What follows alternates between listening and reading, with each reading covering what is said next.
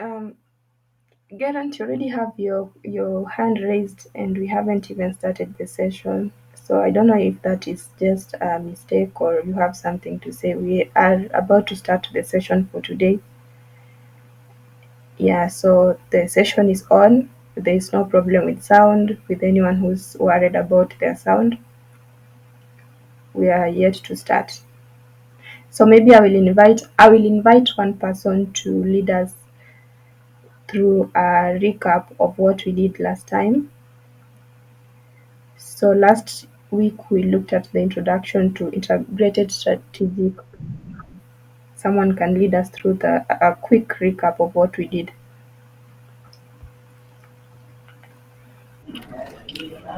Thank you, Diana. Without much waste of time, last time it was on that of 5th of May 2024. We had our trainer, Mr. Ondwasi Wesonga, who took us through the integrated strategic planning, whereby we looked at the objectives. Um, from objectives, we looked at the introduction to integrated strategic planning.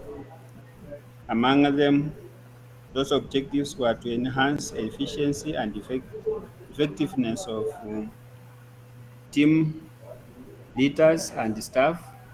We looked at how to link individual performance to organization success, how to develop a strategic thinking skills, prepare change agents to grow a career in strategic planning, and another objective is how to equip skills and knowledge in, in change monitoring.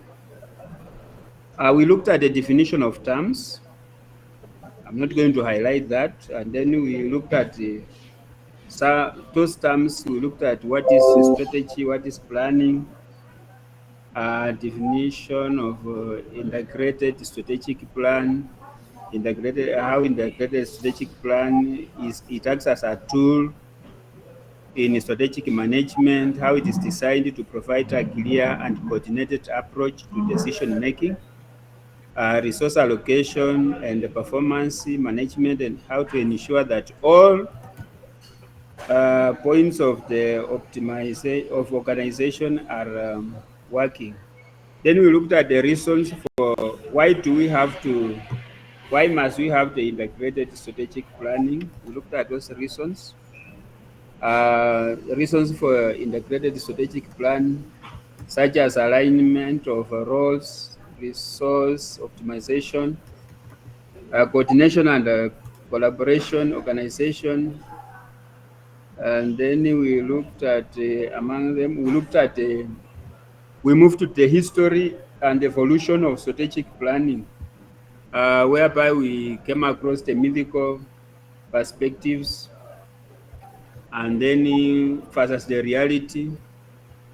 We were taken through how the strategic planning started. We were given examples of like a Trojan horse, and then from where it started and which year, and then up to the current, because we had the first wave of African development planning approach in 1960 to 1979. We looked at the second wave of African development approaches in 1980 to 1990s.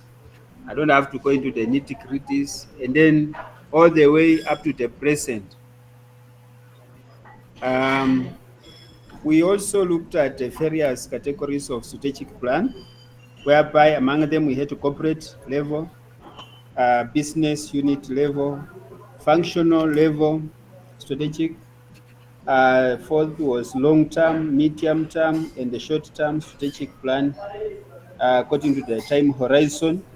Looking at now, we were looking at what is the short-term. Short-term strategy was 1 to 2 years. That's a short. Medium is 4 to 5 years. Long-term is 5 years, and 5 years to 10 years. And then we were being told that you can have a strategic plan projecting for 50 years. But when you say 50 years, that is not, it must have what you call the refuse. You have to review after a given period of time, like 5 years. That's what the trainer was telling us. It's good to have a strategic plan for 50 or 60, but there is a review period of 5 years, 5 years, so that at least you can get to keep the pace. We looked at the Agenda 2063, that's African Union, 50 years. That's an example, whereby we had the economic um, integration, infrastructure development, education, and healthcare. That is the theme for African Union.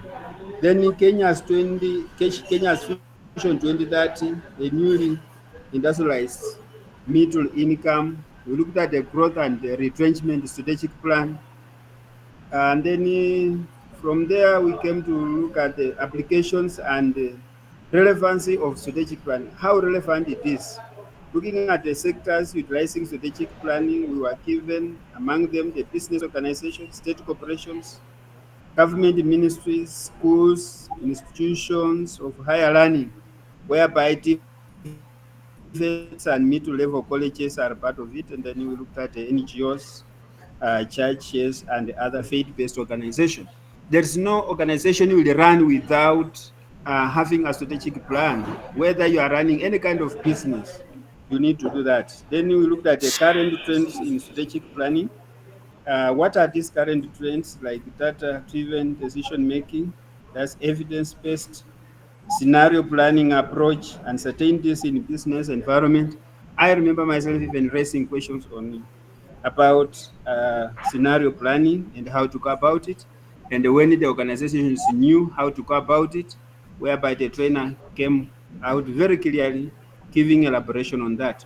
We looked at the digital transformation, the new era, how new era is heavily digital, how to come up with the digital strategies and how inevitable it is. Flexibility and quick adjustments, sustainability, looking at collaboration and inclusivity in planning. Then that is, I think, as far as last week's training was concerned, I will stop there because of time, and I submit. Thank you. Thank you so much, Engineer Robert. That was a very comprehensive summary. So, judging from what you have given, you are a very good student. And let me just notify you that after the training, we won't be sharing the slides. So, just get into the habit of, you know, um, if you have issues, if you have a concern within the slides, you can ask any question. And then maybe if there's an area that you feel is very important, you can also screenshot, yeah, so that you can keep it. Because I know sometimes we always ask for slides, but I'm sure most of us don't even go back to those slides. Same to taking notes. Sometimes we take notes not so that we can refer, but just so that it can stick in the mind. So get into that habit. So I'll invite the trainer to proceed with today's session.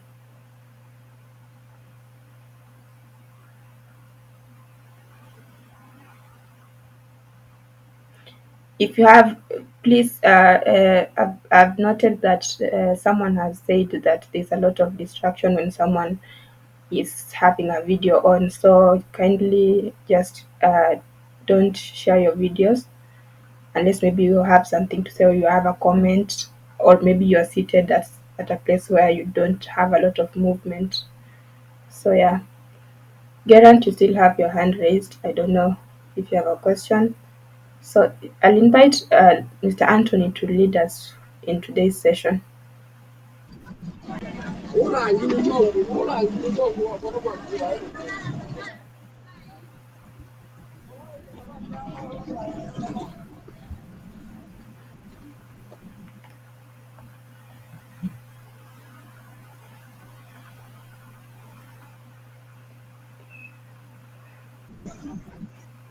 evening, everyone.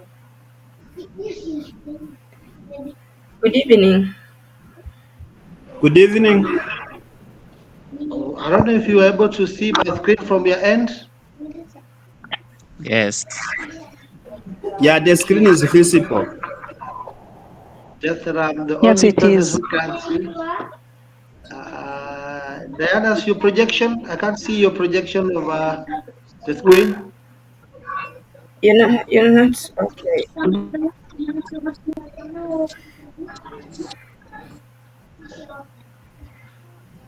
Pardon, you're saying you're not able to see my screen. I can't see your screen projection from my end. Oh, maybe let me see. Good evening. Good evening to you. Just thought that so that we are able to get started.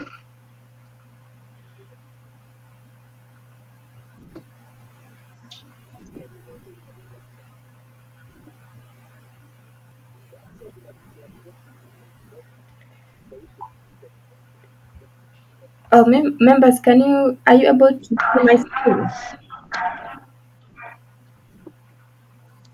No, Yes, we are able to not see able. the screen. For me, I'm not Yes, we seeing. can see it. Me, I'm Yes. not Yes, we seeing. can see. So we need to refresh our network because all this is just as a result of network issues. There are those who are not able to see, there are those who are able to see, but on my side, I have already shared the first page.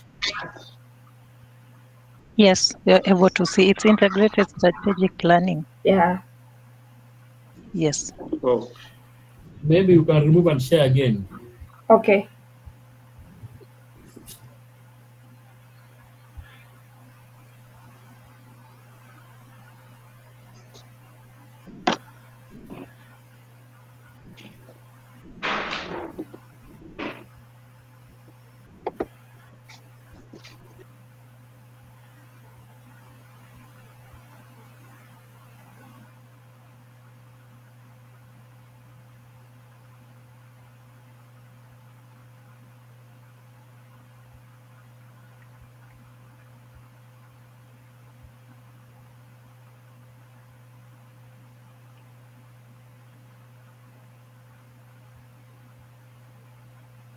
Are you able to see it now? Yes, Diana. That Yeah, the trainer is I'm Yes, Yes, able to we yes. see. can. Yes, we can. You can see.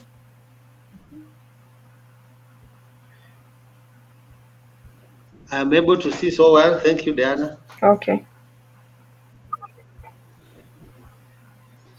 Now we get started. Thank you so much, team, for your patience again and for waiting upon this day to come so that we are able to learn a few things on integrated strategic planning. Thank you, Engineer Wafula or Engineer Wasikte Wafula, for that elaborate recap of what we covered last time. It is very well elaborate. I've actually been impressed. If I have such kind of students in my class, I'm very happy. And I'm sure those who have joined us for the first time, they are able now to be up to speed with where we are and how we began the process on day one. Chronologically, I'm sure now we can go to the next topic, which is, get the next move, the next slide, Diana.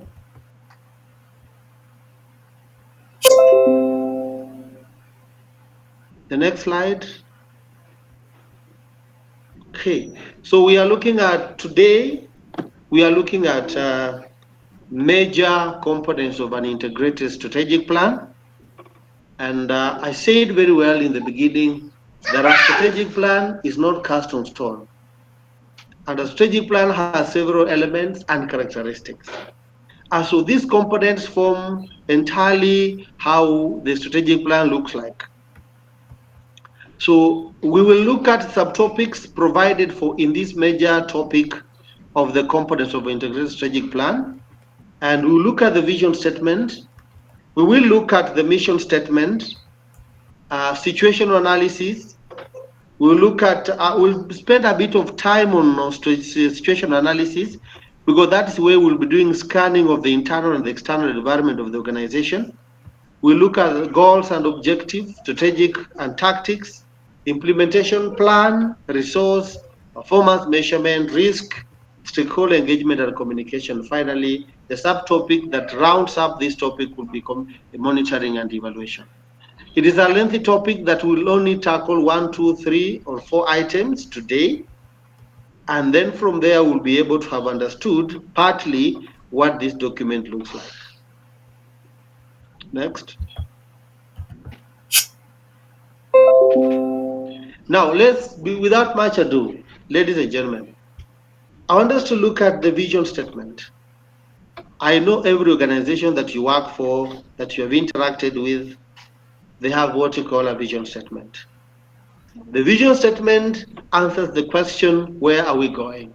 Every organization, every institution, every project must have a vision. And this vision statement should clearly be able to articulate what necessarily becomes the long-term aspiration of the organization.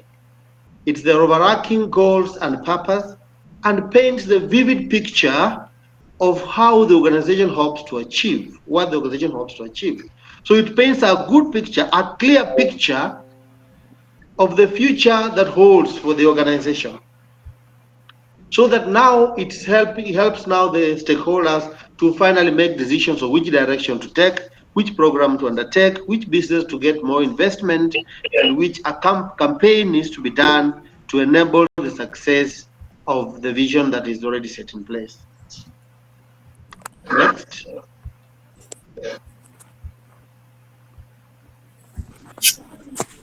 The next slide.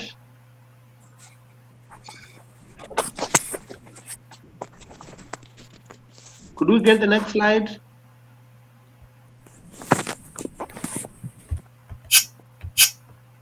Are we getting each other, Diana? Yes, she has moved. Mine has not moved.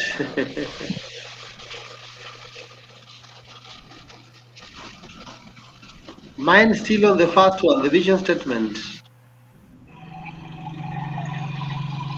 The one we are able to see is major components of an attributes of an ideal vision statement. Now it has come. Now it has come. I think we should be still have suffering from internet issues, network issues. Now, the major components for an ideal vision statement has several characteristics. Ladies and gentlemen, an ideal vision statement has several characteristics. And one of the things we look for in a vision statement is the conciseness, the brevity of the statement. It should be brief, but capturing the intentions of the organization, the dream of the organization, captured in a very brief statement. This vision statement, ladies and gentlemen, should be appealing and arouse emotions. Anytime you hear about a vision statement, this is what we stand for. It should arouse an attention, raise antennas. Organizational blueprint, it actually paints, it gives the blueprint, the picture of what the organization will then want to achieve. It causes an anticipation, wanting to know more, forward-looking, always expecting to get more from this organization, just from the statement itself. Again, the strategic the vision statement needs to be flexible enough to meet the current and the changing circumstances. I keep saying strategic plan as a document itself, it is not cast on stones, and therefore, even the vision itself is not. A good example would be when you buy a dress for your young daughter. As the daughter grows into a big girl, you realize she can't fit in that cloth. A lot of dynamics have come in place, and therefore, a vision statement is not cast on stone, must flexibly change with circumstances, activities, environmental activities that are taking place, market issues should affect entirely how the flexible statement will keep on changing. In some organizations, every after 10 years when they are doing their reviews, they look at a component that must be adjusted to accommodate the incoming onboarding stakeholders, and several things that are also changing, the technology and what have you. So again, a vision statement may not necessarily fit the present circumstances. You may say in your vision statement, you want to be a global leader in supply of goods and electronic softwares. But what you are dealing with maybe is a desktop computer with a very old screen, the desktop screen that is with that kind of big thing. And people look at it, they cannot connect. Where you are going has nothing to do with where you are today. Further, you must appreciate where we are as a strategic planner, but where you are going should be bigger, a bigger picture. So it may not necessarily connect with the present circumstances in your organization today. It should be very easy to explain. You don't need to struggle understanding what a vision statement is. It should be very clear to be understood by anybody or anyone or any stakeholder. Anybody wanting to look at it should be able to connect and know that is exactly what you believe, what you do, and what you intend to do. Next slide.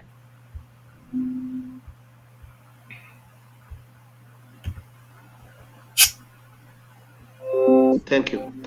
Now, there are several things that we need to do when we are crafting a vision statement for your organization, for the business you are handling, and for the company you work for. One of the most important things that you must feature and factor, ladies and gentlemen, is a vision statement is written through collaborative engagement. And one of the things you look at in this case, ladies and gentlemen, is the fact that organizations, including probably where you work for, call for workshops to just go and write a vision statement. Because stakeholders from different areas, different angles are able to come in and bring their input so that we are able to come up with a very reasonable, a very emotional, a very concise statement that touches the hearts of many that are be targeted in the organization. And so again, as you do the writing of this vision statement, it is important to first write this draft. You write the draft and then start working on the draft adjustment and modification. It's a tip that you must understand. You cannot work without anything. You must have written any statement that you have in mind. And then that is what we modify now to incorporate the interest of stakeholders at large. One more thing that you need to do when you are drafting or crafting a vision statement, you have to separate your personal vision from the organization vision. You may be more ambitious person to look like what you feel at an individual level or personal level, that should apply at the organizational level. No. The stakeholders are many, environments will change, you may die, but the organization still remain. So you have to come up with a vision statement that will be fit for generations today and even the ones that will come, even before they modify. So you remove your personal interests, your personal feelings about it, so that you allow other stakeholders to take a part in the formulation of this vision statement. Avoid the buzzwords and jargons. The buzzwords, ladies and gentlemen, and I know in School of Media they will tell you that an old mama from some old village in some deep villages in for example, Elgeyo Marakwet, watching news today has never been a School of Media, but will tell you if you didn't present the news very well. That old mama with her innocence and naivety, she's able to point out a mistake from the presentation you do in the media, for example, if you're doing TV. And therefore, we avoid words that will bring a lot of unnecessary misunderstanding. And two, this kind of statement, you look at when you want to understand a vision statement, you put yourself in the shoe of the common man, the ordinary citizen, the person who is not directly involved or directly into the business you're doing. Then you ask yourself, what is the meaning of this vision statement? Explain that statement to yourself. If you struggle explaining the meaning of that statement, then that exactly tells you how the public will perceive your vision statement. That's exactly how it will be perceived. A colleague of mine in the office keeps on telling me that he cannot eat pepper, spice food, because he struggles looking for money to buy food. and he can't struggle eating the food he has struggled to get money for. So if you're struggling to explain the vision statement to the clients and the stakeholders, what about now storming the market and selling your product? The focus shouldn't be on the vision, because that should be something that catches the eye and the heart of many, not necessarily to struggle explaining what it means and what it intends to mean. Then lastly, we need to avoid ambiguity. Many organizations exist and do so many things that will be a bit similar. Now, the culture of plagiarism, the culture of copying, you saw an organization written a vision statement, and because you want to document look like you are organized, you copy. It looks exactly what organizations are doing, but the definitions are different. So the ambiguity would come in when whatever you are presented, whatever you are presenting as a vision statement, is just similar, nothing different, nothing stands out from it. And again, it's not speaking specifically what you do. If you say offering excellent services globally, to be a global leader in offering excellent services, so the question would be which services? That is an ambiguous statement that I would say. Which services? Yes, excellence is okay, but which services in particular are you talking about? Which line? Anyone could be offering the same services. Excellent. Next.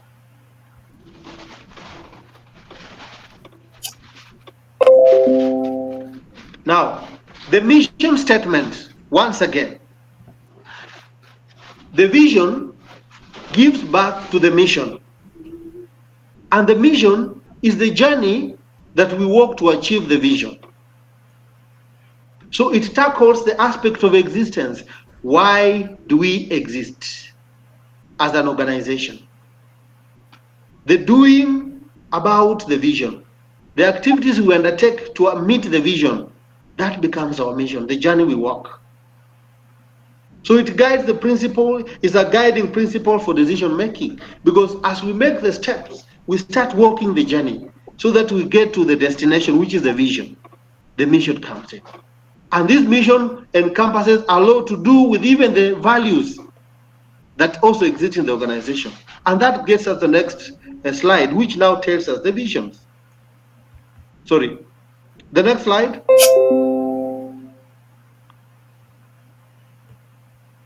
We have to look at the characteristics of a good mission statement.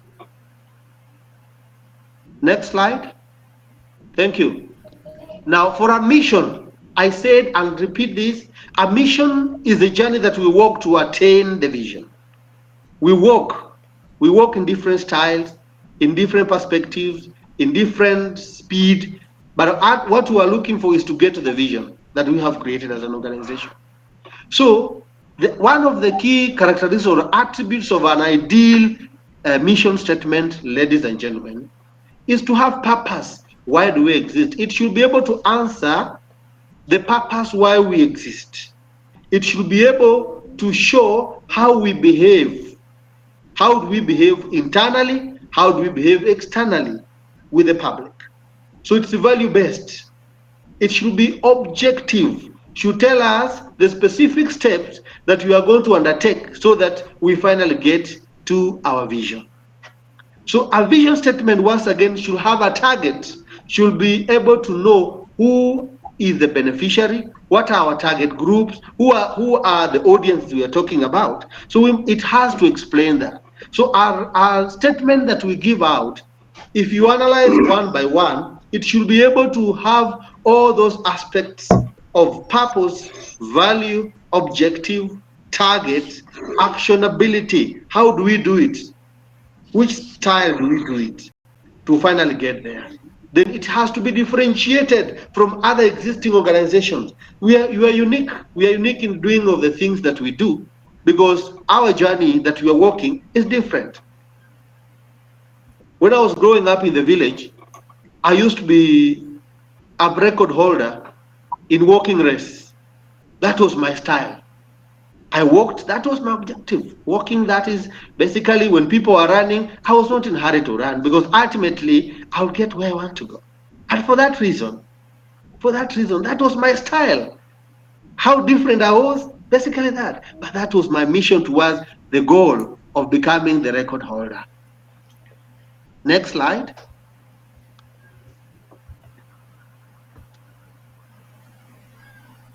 Thank you for the attributes. I'm happy that people are liking the examples. Yes. Now, we have other aspects of the mission. Remember, ladies and gentlemen, mission gives also birth to these values. Now, how do we do it? The vision now gives us, directs how do we behave, our behavior internally and externally. So we say, as we are walking the journey of getting to the vision as an organization, there are things that must help us so that we don't deviate. We don't deviate the purpose that we are driving. And the thing that will help us not to deviate are the core values. What are these are the brakes, these are the indications, these are the control measures that help us as we walk so that we don't stagger. So don't stagger. Many times when I was doing walking race, I would be given some glucose to keep the journey going, so that when I'm going towards the crowd, they pull out so that I remain on track. There's the cheer me up so that they cheer me up so that I remain on course and pursue the journey of becoming the record holder in walking race. And therefore, the core values of an organization has the central guiding beliefs. They are cultural cornerstones of an organization. They describe how we operate, how do we behave, what is our behavior as an organization, how do we deal with other people. The irony of life, ladies and gentlemen, is when you go to an organization where they say this is a corruption-free zone, you know what it means in our country and other countries in Africa. When they say it's a corruption-free zone, probably it means opposite of the values. When they say a defecation-free zone, you expect a lot of stuff there. When they talk about is don't pass water here, that is where you find the rot of all kind of things. We work the opposite. But our value should guide, should control us to remain on course as we go in the organizational management, so that we're able to get the vision, to get to the vision. Ladies and gentlemen, next slide. Now, I have done this example, ladies and gentlemen. I have considered having some 3 examples that exist today that you can confirm, to give us examples to elaborate exactly how visions and missions and core values control and facilitate the growth and expansion of an organization. Look at this, for example. I have done Amnesty International Kenya. It is one of the top 10 NGOs in Kenya. In April 2023, done by KPMG, they were rated. Now, look at their vision. And I'm saying this with a lot of humility, because one of the success stories of Amnesty International is the fact that they have stuck to the vision, mission, and the values, remaining relevant all the days. So one, a world where everyone can enjoy human rights. You can imagine how such a soothing statement, a world where everyone can enjoy human rights. It's in reference with the Universal Declaration of Human Rights. Look at their mission. We undertake research and action focused on preventing and ending grave abuse of human rights. Now, we are looking at now the attributes and characteristics of a mission statement. One, they're telling us, what do they do? They do research. So what do they exist? Why do they exist? They exist to do research and action-focused activities. Then who is their target? Who is their audience? Or rather, who are the stakeholders? Human beings. How differently do they do it? Research focus, action-focused aspect is the difference that brings in among many other vision statements.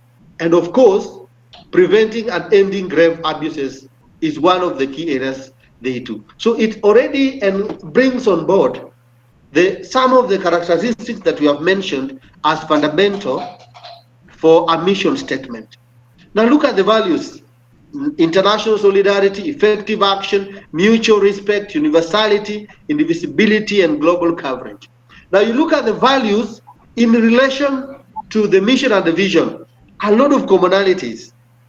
Because when we are talking about a world, a globe, already we are agreeing that there's an aspect of universality. We are universal, global citizens. Indivisibility, we can't be divided. We are one people. We are pursuing a cool environment, a world where human rights are respected. Then global coverage also now give the aspect of the world they are talking about. And for them to get to that world, they have to do research and do action focused activities to prevent these kind of abuses.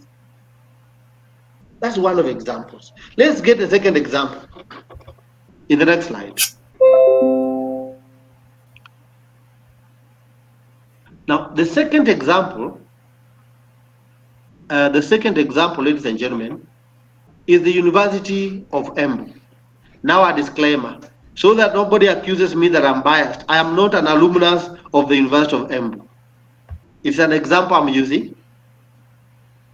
And top 10 performing state corporations in Kenya by KPMG. It is available. You can find and confirm this.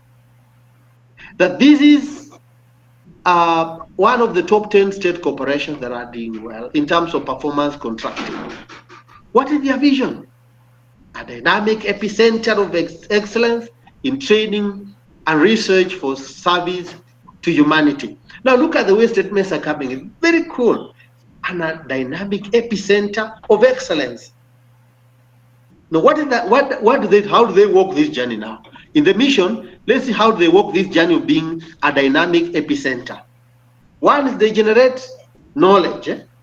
They do disseminate knowledge. They advance on the knowledge. And how do they do it? Through training, research, and innovation. Who is the target or the audience, or rather the stakeholder?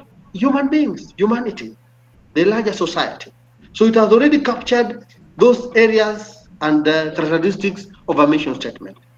Integrity, innovativeness, professionalism, customer focus, and teamwork are now the things that control them, the belief systems, the driving forces that enables them to go. This is how we work. The next example, which is the last example, I've done an SME now. The next slide. Example number 3, the Pathcare Laboratories Kenya Limited. Pathcare Laboratories Kenya Limited is one of the top 10 SMEs in Kenya. That was ranked by KPMG in March 2023, last year. Look at their vision: to remain leaders in the field of diagnostic pathology. Simple, very clear, able to be understood by anybody. How do they walk the journey of becoming the leaders in the field of diagnostic pathology? This is how they do it. They promote healthcare. By doing what? How do they promote healthcare? By providing accessible, affordable, appropriate, and equitable quality pathology services. No, that's how they do it. And who is their target? Patients and supporting clinicians.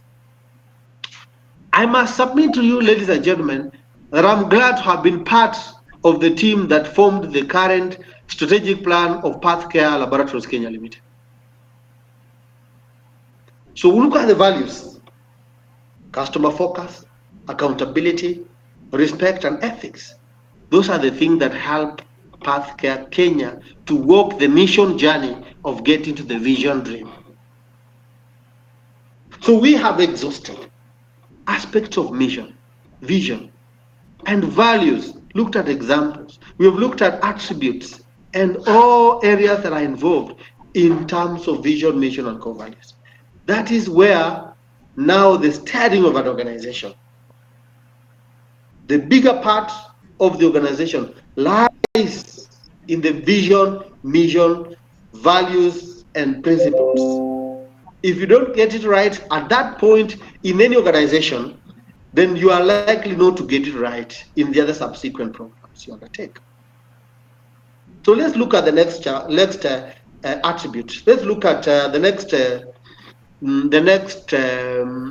yes, we are looking at the next component or element of of an integrated strategic plan. Now, this element, situation analysis, helps us to scan the internal and external environment of the business. Remember, organization does not necessarily focus on the internal public, the staff and what have you.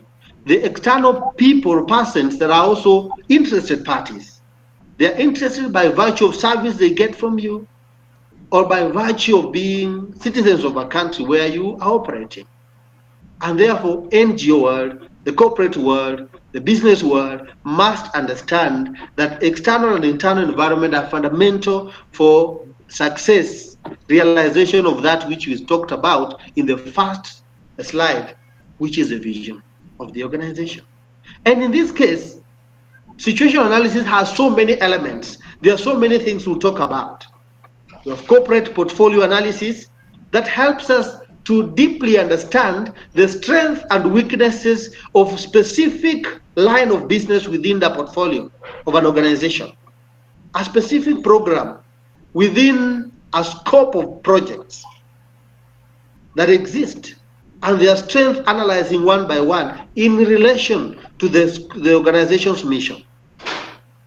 We'll look at the SWOT analysis, strength, weaknesses, opportunities, and threats. We'll also look at plot analysis in the arguments of Felipe Castro and others, so that we see what is this plot.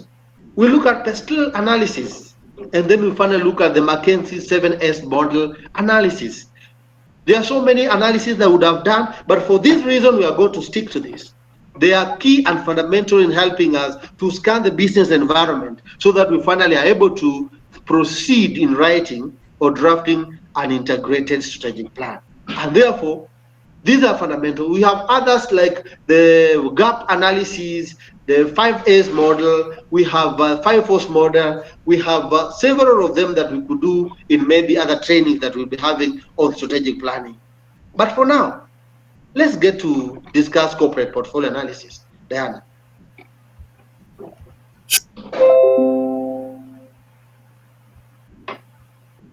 Now, as I said, it's able to highlight the uniqueness, actions needed on each individual line or division, focusing on one among many in the organization. So let's move to the next. We want to get deeper into the process. We want to get deeper into the process of doing a corporate portfolio analysis as a component, as a technique in the situational analysis. This is the process. I'm hoping that we are able to see. I'm hoping that we are able to see where we are. Now, this is how the process is undertaken. Step number one, you identify which line of business that you want to do an analysis. The second thing we do is to group lines of business within the same portfolio. The interrelationship of those businesses with the line of business we have picked on, or the program we have picked on. The third step, we compare now the business lines that we have picked on with the mission statement. What does the mission statement say, and how are we doing it? Are they related? Are there points of convergence or divergence through the process? Then the fourth process now leads us to defining products and services. In that particular line of business we have picked to do an analysis, we have to now single out specifically the products and services being undertaken in that line. The fifth, we do a program evaluation. We do a matrix and see what have we been doing about this product or this line of business. What has been the activities being undertaken against the timelines, against the effectiveness, and against the costs. So we do a matrix. The sixth step, ladies and gentlemen, we now find an alternative. Could there be things that we have not done right on this line of business that we will do better? So we are already thinking with the information already available. And now we are trying to modify what can be done better to improve effectiveness or efficiency of that particular line of business. Then the final one is to now determine program fit. Which program will be able to fit in that? I like examples. I want to do one example. I want to use real estate business.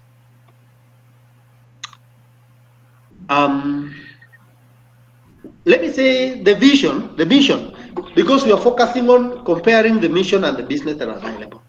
So I will look at a real estate business, and the vision of this real estate business, say in an example, to accelerate people's dream in owning homes by providing decent environments, affordable and cost-effective housing programs. So we want to accelerate the dreams of the people or our customers to acquire decent homes at a cost-effective way. That becomes our mission, for example. And now we start the analysis. We want to see, what do we do? Now, in an ideal situation, a real estate business handles things like, say, property development. That is one. I list property development. And I'm hoping that you are writing with me so that we analyze together, so that we're able to understand this concept completely well. Now, property development, that is one activity that they do, or rather, the business lines. You are saying what they do. So one of the things you are saying is the real estate as a business line. Now, we are grouping these business lines, which are one, property development, number two, property sale or sale of property, number three, rental services, number four, property management. Those are 4 items that we can come up with. Now we have already come to grouping those business lines within the same organization that handles. Our focus will be on property development.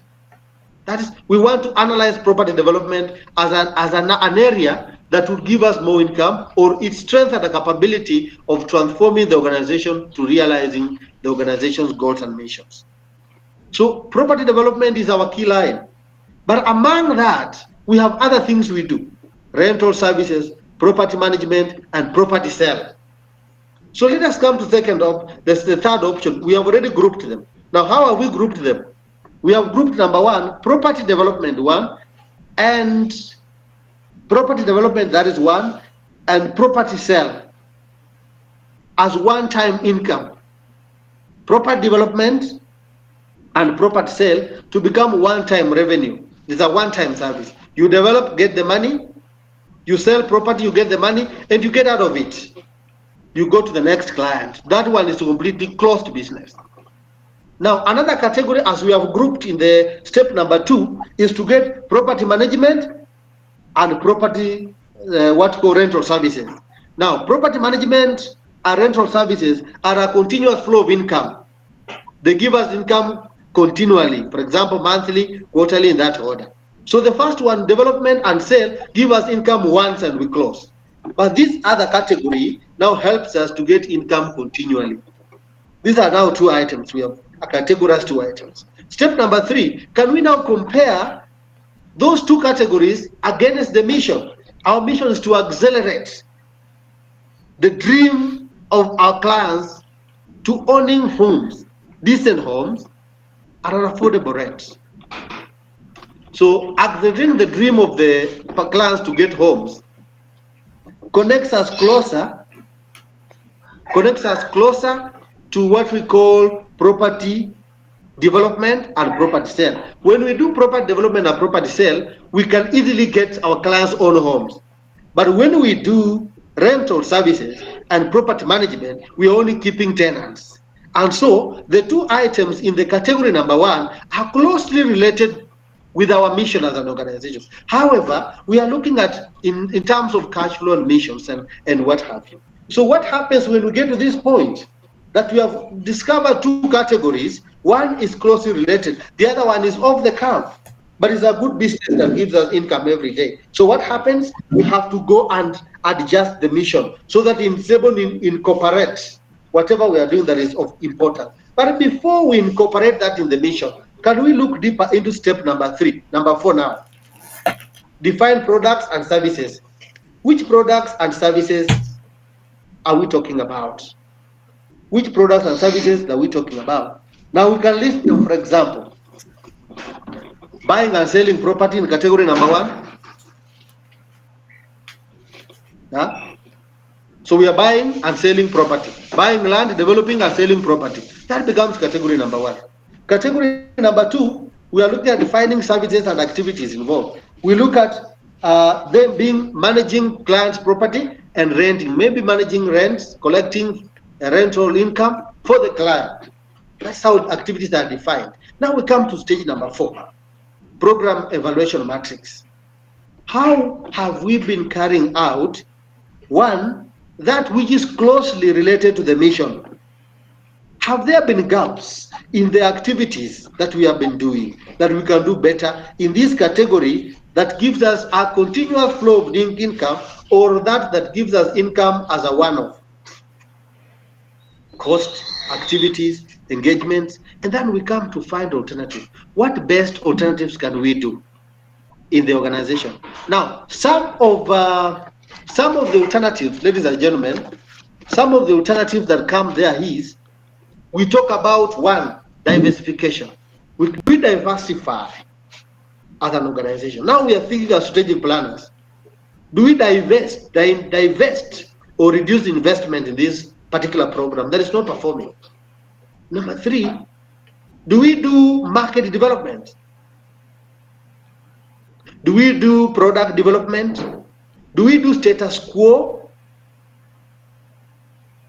So all are the programs that we can now advocate after looking at the entire analysis to determine which program now fits which particular line of business. And in that process, would have already realized the gaps, the gray areas in that organization. That helps us to now form a good write-up that now leads us to development of a strategic plan. I think you need to clap for me for that. If you didn't understand, still clap it for me. I suggest you clap for me. Thank you. I can see so many hands. Thank you. You have encouraged me to keep on teaching. Eh? Thank you so much. Thank you. Now, Diana, give us the next slide.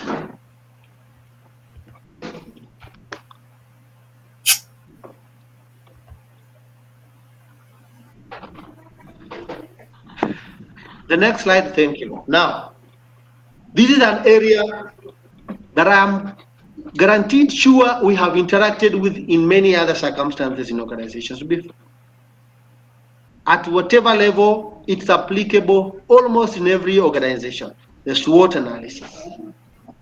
So this acronym talks keenly on the strength of the organization, or the strategic strength, strategic advantage the organization has over others. It looks at the gray areas or the limitations, which are the weaknesses. It looks at the opportunities. What are the areas we can grab and utilize it to grow our business large? It also looks at the threat, what poses danger to our business or NGO organization or a church. Does it pose a danger to us? And so let's look at it keenly and see what SWOT then brings on the table. Next. Diana?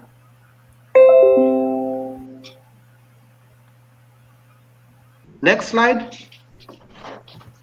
Now, when we are doing SWOT analysis for the church, for NGOs, for our school, for enterprise, for state corporations, what are we looking at? What are the things that we keenly must look at when we are doing a SWOT analysis? Now, these are things. Number 1, we look at the resource base. We are talking about in terms of resource in technology. We talk about resource in terms of resource in terms of monetary values. We have assets enough against or comparatively assets that would make us better than the other organizations that are in a competition with us. We look at the human capital, the skill set, experience of the people we have at work, the knowledge acquisition, the programs of training that equips our people able to deliver so that we are able to get to the destination, our vision. So we look at the brand reputation. How do people look at us as an organization? So we'll be analyzing on that basis. We look at the operational efficiency. Our systems customer friendly? Or do we have customers who queue up the whole day waiting for a ticket to be served? You queue up a whole day waiting for a ticket to be served. Service notwithstanding. Are our systems efficient?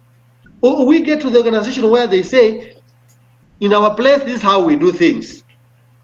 Not considering what the client feels, this is how you do in your company, so the client is unnecessary, it's not important, it's a bother. Client becomes a bother. And that's where we say the customer is always right. The moment you open your business and allow clients to come in, they are right. Because one, you have allowed them to come in. And therefore, we have to look at our efficiency in the systems.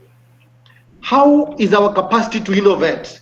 Do we have room, brains, and ability to come up with better products that will be able to complement or improve the current services we are offering using probably technology?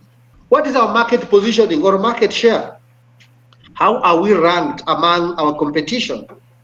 What is our financial performance? What are our margins? What margins do we make in business or in programs that we are doing?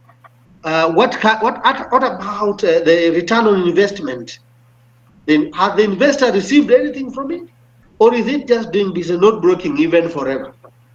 So we look at those parameters as we do as strength as an analysis tool for organization. Let's get to the next level. The next item. Diana? Now the weaknesses. These are the things that bring us to the bottom.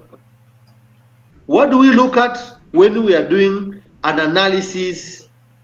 When we do analysis for weakness, we look at the limitation of the resources, asset value, capital value, technology aspect, monetary. You know, if you have small money, you can't do big business, but you can start small business and become big business.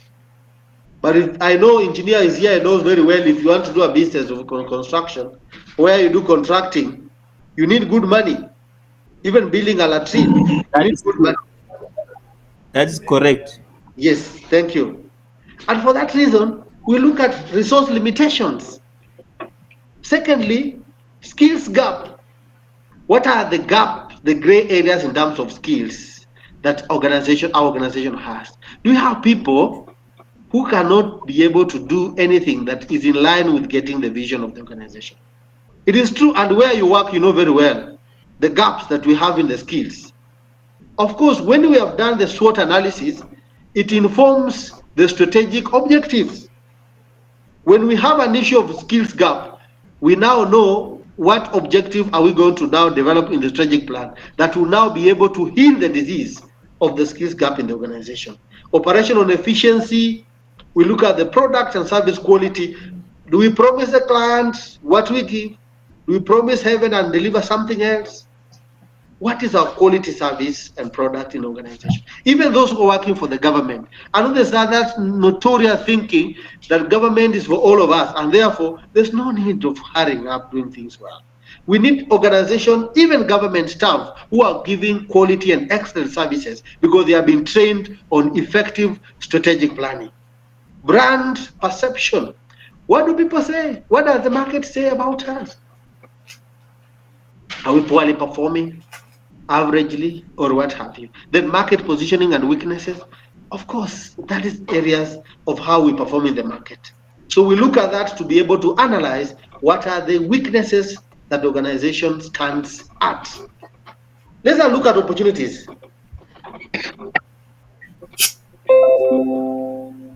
Now, weaknesses and strengths and weaknesses are internal effects, internal variables. Those are things that are internally within our operations. No one to be blown from outside. It is what we do internally. Now, opportunities and threats are now those environments beyond our scope. They happen to be from outside. They are externalities. So what are the opportunities? Market trends. What is happening in the market as an organization, as an NGO, as a church, as a school? What is happening out there that we could tap on it and make our services excellent? What are the trends in the market today? Technology. In terms of technology advancement, can we use technology advancement to improve our data and information management system? Can we have our e-files and cloud filing so that we don't need to lose data any other time? Or when we say, and so this happens to many institutions that are in developing countries, you say fire caught up with a building, and though we lost every evidence and the files got lost, and so we are happy that fire has raced down the house, so we don't have evidence for us to pursue this case in court. It is the backward thinking, ladies and gentlemen. The advancement in technology should allow us to start doing cloud data filing so that we capitalize on that. So when we use opportunities very well in our organizations, we stand excellent. Market expansion. Now markets are expanding every day. There are several regional, intercontinental, global organizations that are coming in place. Issues of Kenya, Uganda, the East African, the border restriction, all that kind of things are opening market for the business people in the country. So can we capitalize on such kind of arrangement? Partnerships and collaborations. Yes, you have organizations that are offering almost similar products or uniquely different. Could we have partnerships? Do we partner with them so that they are able to help us meet or rather live to our dream? Regulatory changes. Yes, there are several changes that happen in the law that will give us space. Tax issues, when they reduce tax on several consumer products that you are dealing with, it's an opportunity for you to increase the market storm so that now you stand a chance because it has been, you can leverage on that. The needs and preference, customer needs and preference are changing. And a good example, the Coca-Cola Kenya, the Coca-Cola East Africa, or rather Coca-Cola, the Georgian-based company. This is how they do. The opportunity they realize that long time ago, and I agree, Daktari and those people who are of my age can agree that long time ago we used to enjoy taking soda because sodas were very precious food to take or drink. And now soda has been left for the poor people. The rich people have completely switched off. They don't take soda. So what does Coca-Cola do? Okay, so you don't want to take soda because you were taking water, so I will invest in water also. So what Coca-Cola did is to invest in the water also, so that they go with the customer needs and preferences. So you can also utilize that in your organization. Has the taste changed? We no longer use napkins, we use pampers. You can't stick to the business of selling napkins, ladies and gentlemen, and still expect to make money. The taste and preferences have changed. So let us get to see the threats, another external factor. Threats, the other.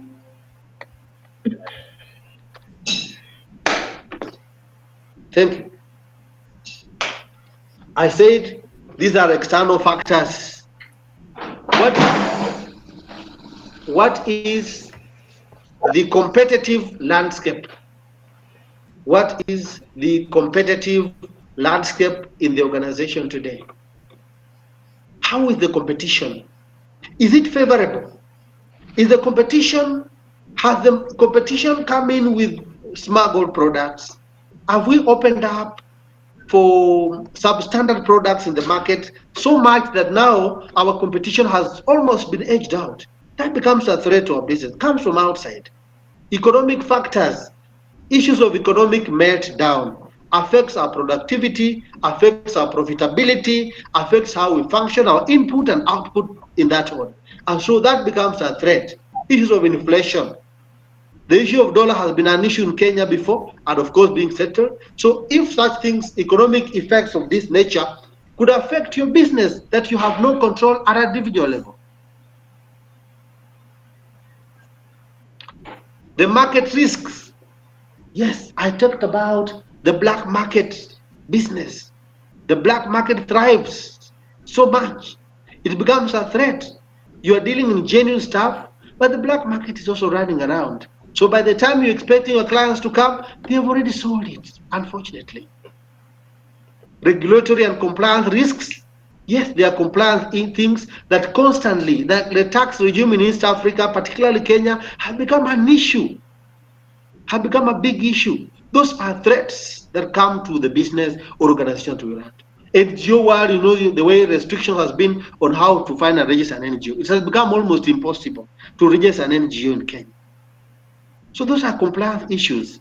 By the time you're able to meet that, there's a time they said for you to register a church, these are the things you need to do. So those compliance issues can pose a threat to the vision the organization has. Technological disruption, yes, because of several climatic issues, activities happening outside our control, you realize that the disruptions have taken place and we are not able to do. Like system jamming, internet jamming, those kind of things can affect our productivity and service delivery, but are coming from outside. Reputational risk, how do we stand in the eyes of the public? So we have exhausted the aspect of SWOT analysis. So I want us to look at the next thing. Now, plot analysis, it looks a bit new, but the practitioners of strategic planning understand to the extent that plot is now a tool allowed to be applicable in application or doing strategic plan. Now, several theologians have argued, the group of Evangelist Felipe Castro and others, that if you have to use SWOT to measure an analysis for the church, you miss it. This is how they argue, ladies and gentlemen. That strength, no one individual has his own strength. That's theological argument. No one individual has his own strength. That the strength comes from God. And so for you to say the church, the strength of the church is this, then you miss it, the argument. The second thing they are saying, if you say weaknesses, you'll be pointing fingers. That for you to say the church has weaknesses, you're actually saying they have a sin. And therefore, the argument about having to use strength and weaknesses for the church environment has completely been faded out. So today, we don't become judgmental. Today, when we are doing an analysis for the church environment, ladies and gentlemen, and I know Pastor is also here, and others who become pastors, for the church, we do a plot analysis, not SWOT analysis. Let's get deeper to know what plot analysis is in the next slide. Now, in this circumstance, ladies and gentlemen, plot stands for potential, limitations,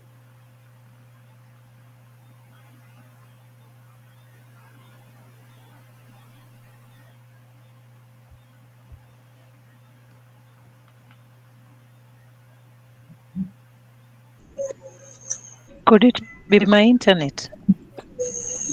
No, even you have lost the facilitator. Me to have lost him. On his It is side, I think. possible that Alright. All right. his internet is a problem.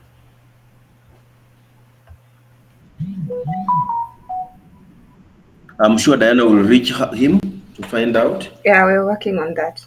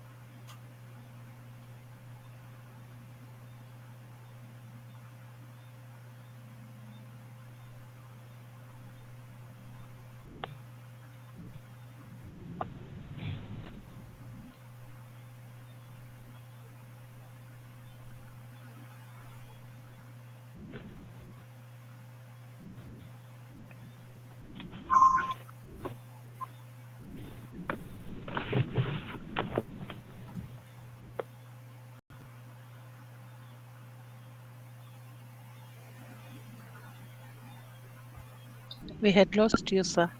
And you're still on mute, so we're not able to hear you.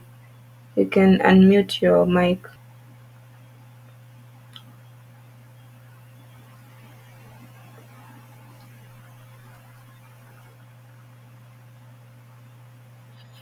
As we wait for the trainer, kindly consider filling in attendance register, because attendance register use the exact names that you expect your certificate to read, because the organization Community Breakthrough Support Mission cannot allow us to change the name during certificate issuance. That Uh, you share the Thank attendance you, form. Mr. Wesonga. We had missed you, we had lost you. You Yes, can proceed. thank you. So I was talking about the plot analysis, if we right, huh?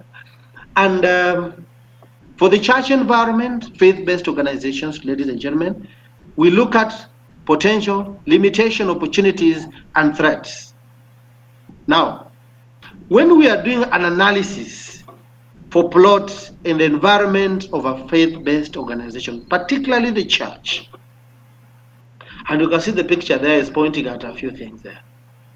We look at the membership growth. Is it a potential place to grow? Does it have the potential to grow? We look at the volunteer engagement, because the church seems to have many people who work without a pay, because we believe God is the one who pays. And so it has an opportunity, it's a potential that you have volunteers who can give their best without asking for a pay sometimes. Financial resource. There are mega organizations, faith-based, that have capacity, financial muscles. So that is an area of potential. Leadership development. Do we have trainings? Do we have progression? Do we have people coming up? Do we have a one-time pastor who doesn't allow people to come up? So we look at that as a potential. Community impact. What impact does the church have to the external environment, even the internal people? Does it impact to the community positively? Technological interaction today, any serious place of worship must incorporate or integrate technology in their services. So if it has, it's a potential. If it doesn't have, it becomes a weakness. It becomes a limitation. So let's look at the limitations of the plot analysis. The next slide. So the limitations, number one, we look at the financial constraints. And you see the picture there. I know people who come from East Africa can connect. Where we are looking at some members of a faith-based organization who are dissatisfied with the services given to their priests. And so they decided to carry that church home, to move that church hands-on and transfer the church to some place else. So you can see that kind of things that would happen in a limited environment of a religious organization in this kind. So leadership challenges can contribute to that kind of picture you're seeing when you're analyzing for the church. The aging facilities, do we have structures and facilities that can accommodate people and numbers that are growing? So limiting factors are the visibility issue. Are we seen? Has the church employed technology, one, in their management affairs, in their program casting, has it in terms of data and information management, entirely, conflict management, how is it done? Demographic challenges. I know there are churches that will find today that have no people or have youth alone. The old people have not gone to church and not there. So such kind of will be limitations, because for a generation to grow, there must be progression. What will be the opportunities available for the church or religious organization, for example? Let's go to the next slide.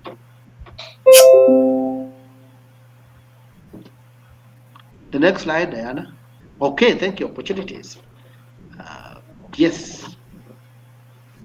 Our level of community engagement, digital outreach. Do we have enough expansive approach to digital outreach programs?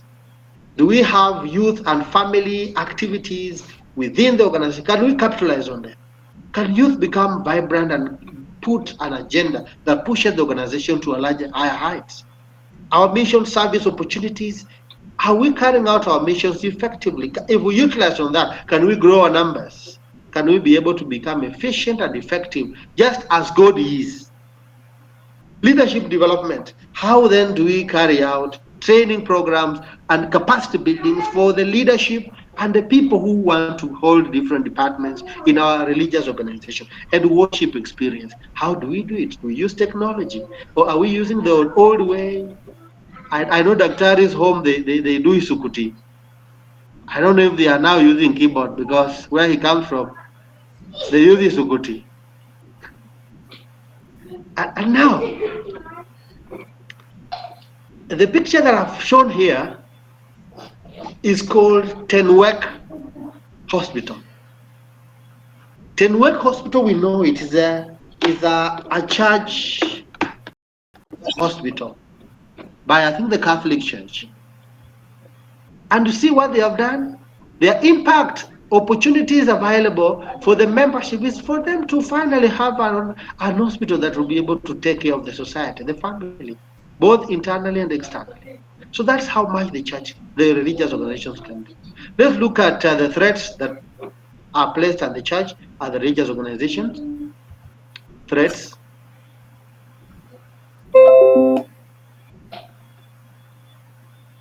Now, the church is also a threat. The declining membership. You can see that church is empty. Where do people go? Members are not coming. What about financial stability?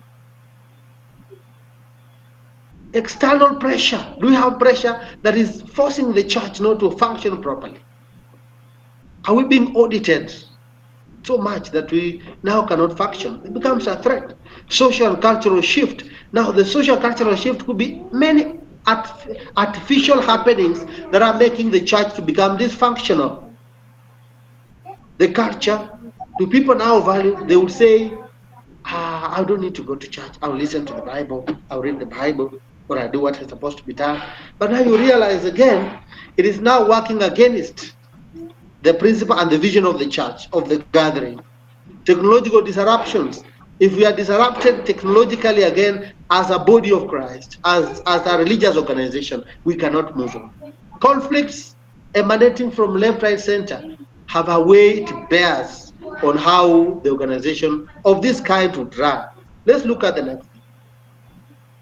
As we look at the last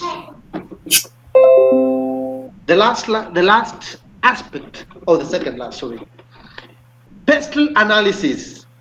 Now, pestle analysis is an external factor that we also look at in the organization to measure how our strength, weaknesses, opportunities, and many other aspects related to the organization have a contribution. So in the pestle analysis, we look at the political factors, we look at the economic factors, we look at the social factor or societal factors, we look at the technological factors, legal and environmental or ecological factors.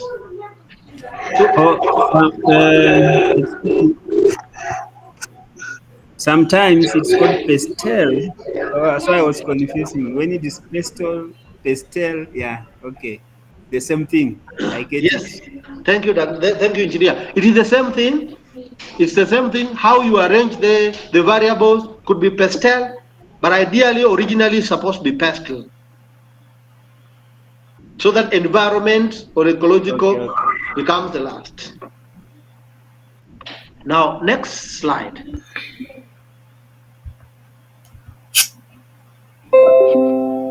So, I'm using demonstrations much more today. And you see that environment where we are talking about political variables. In an environment of organization, NGO, school, church, any other corporate, or any SME, in such an environment, you can see smoke and a gathering, protesting over something. So the state of politics, when we're analyzing pestle analysis, we look at the state of politics in that particular environment where we operate. We look at the level of corruption, and that is a question we can discuss. To the extent that corruption is an economic or a political variable. that we can discuss in our chat. So that is corruption really an economic or a political variable? Now, foreign trade policy issues can also affect, has a lot to do with when we are analyzing political environment. The tax policy is political and funding grants. There are limitations, even those who are running NGOs here, they know the declaration that we're supposed to do, how this money's donation should come and where should it go through. Such kind of restrictions, the political environment affect even the thriving of NGOs in the country or any country in any republic. So the next is economic. Let's go to the economic variables. What are the economic variables? Now, economic growth, interest rates, inflation, disposable income of consumers, and labor cost. These are the economic variables that have an effect on the business environment, organizational environment. So if the economic growth is positive, it is growing, it has to affect you directly in that as a business organization, you grow together. But if the economy is declining, now bringing to issue of inflation, again you get affected. Inflation has an effect, interest rates, now capital to do business, any operations because of the interest loaning programs have a way it affects the organizations and the environment where you operate. You have no control because they come from outside. The labor cost in the country, every other time they talk about minimum wage. Nobody talks about the cost of production. If you increase the price, you lose the market. But the minimum cost must be maintained. So those are external factors economically that affect the environment where the organizations, any organization operate. Next, let's look at the social factors. Social factor, family, society, the population growth.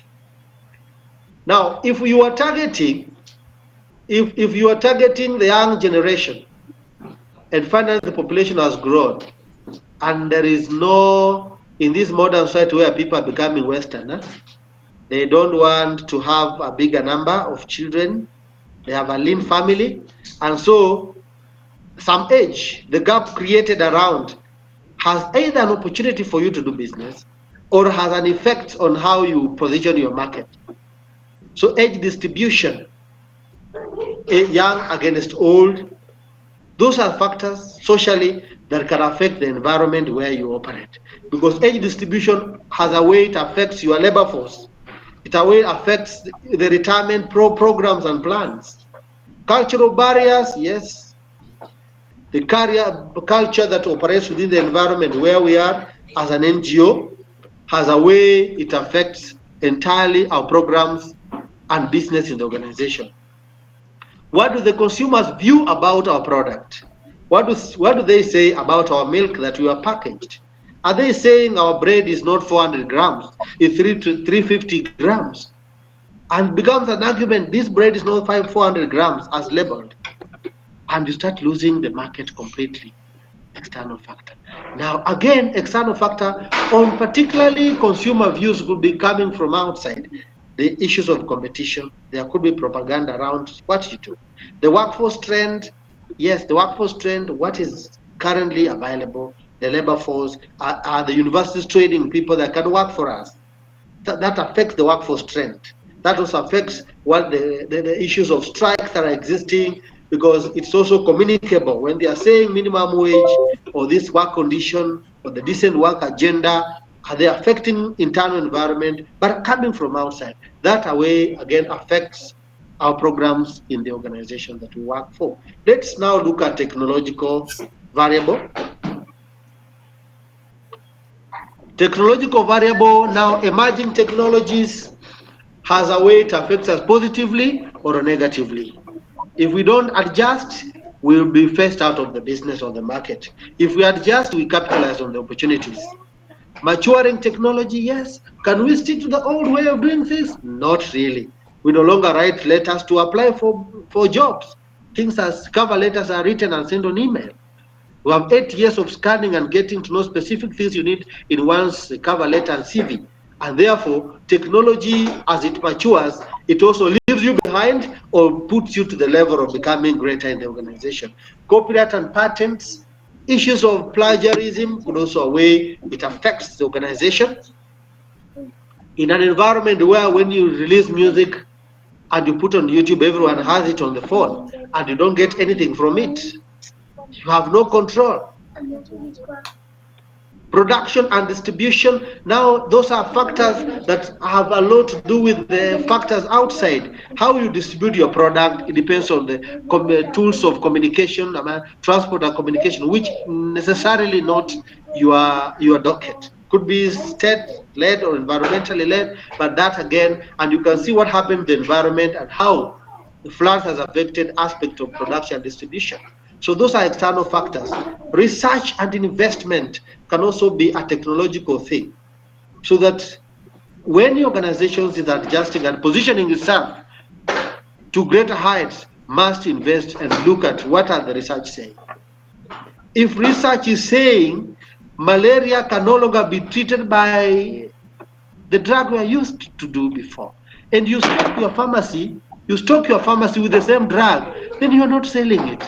Listen to investment, listen to research, and to be able to understand the external factors that will contribute, even how you stock your product and how you invest. The stock exchange, the stock market, the money market, all the factors that are externally contributing to how we operate in our business today. Legal factors.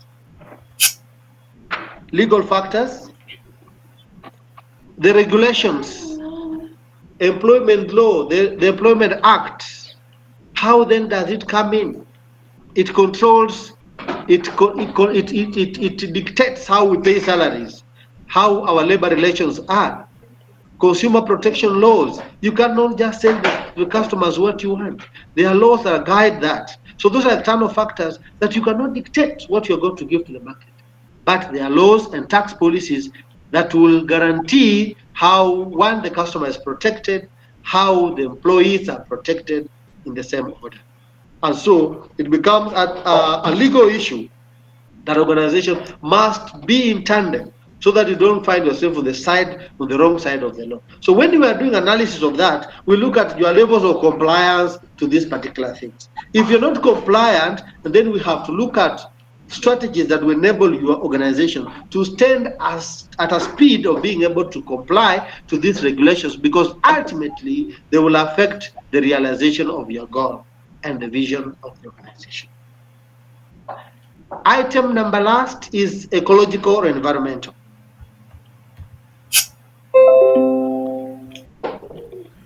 So these are variables that talk about the climate change, environmental policies, availability of input, and corporate social responsibilities. Now, climate change is a discussion all over. So if we come up with a strategic plan that does not factor aspects of climate change, ladies and gentlemen, will make it a miss.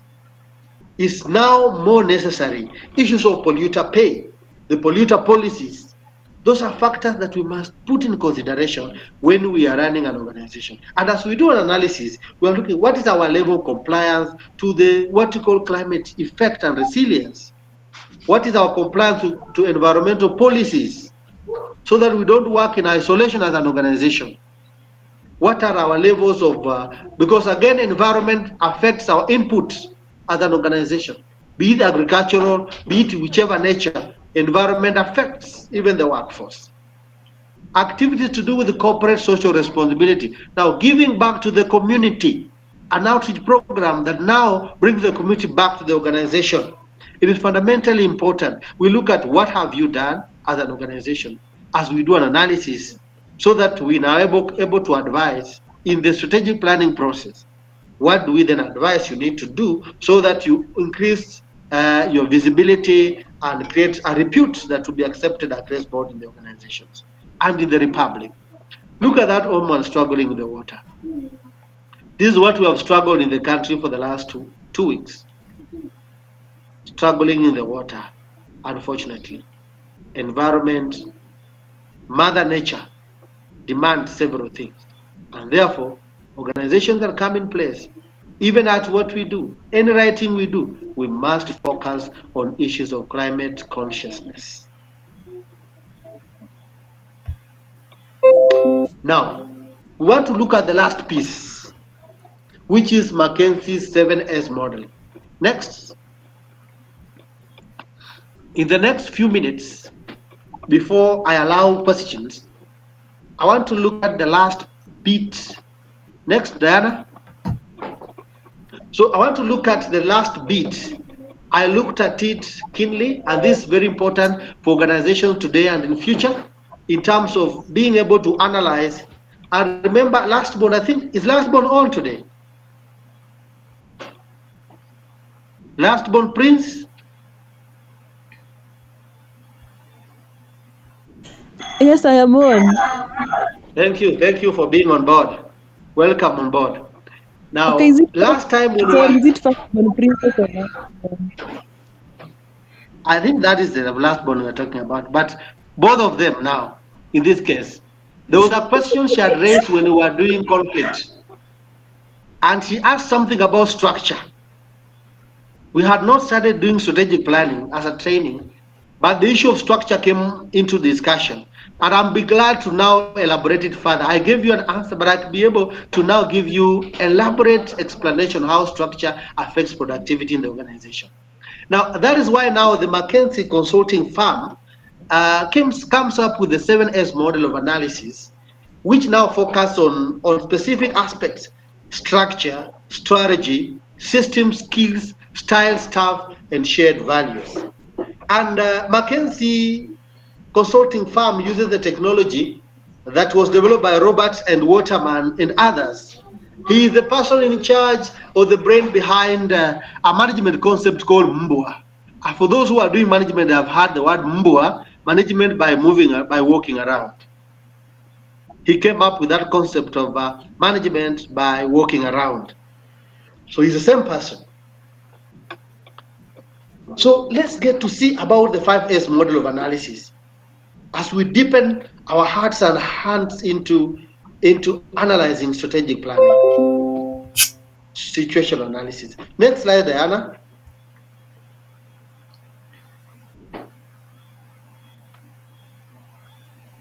Now, I have given this structure to just guide us, see exactly how it is.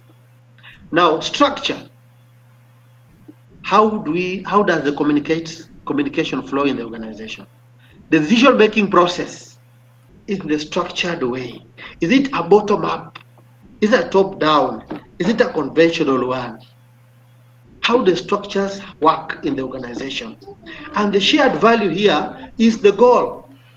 That this shared value connects to every S. The 7S are captured around the shared value.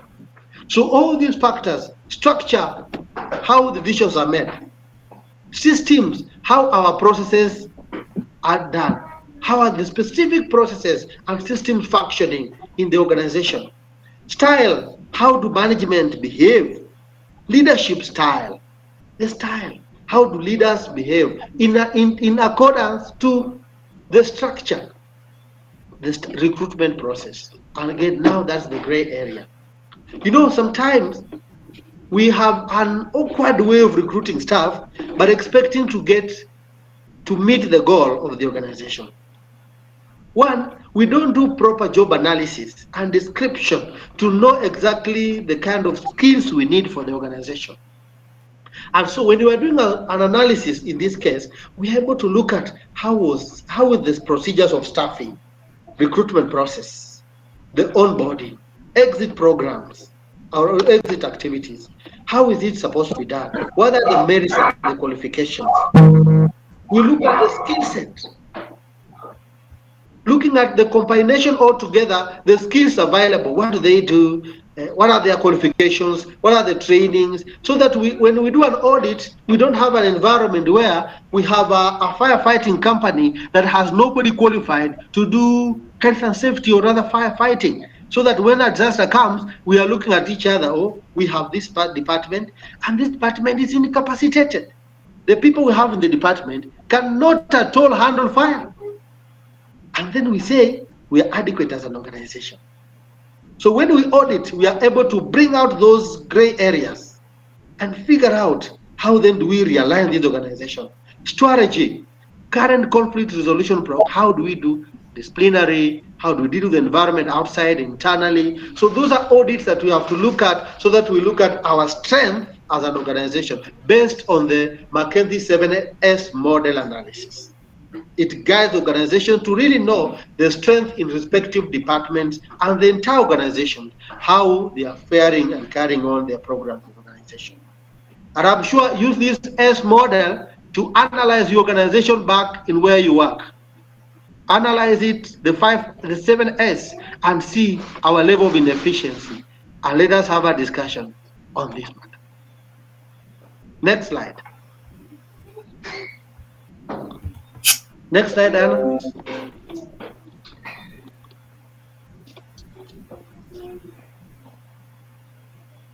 Next slide.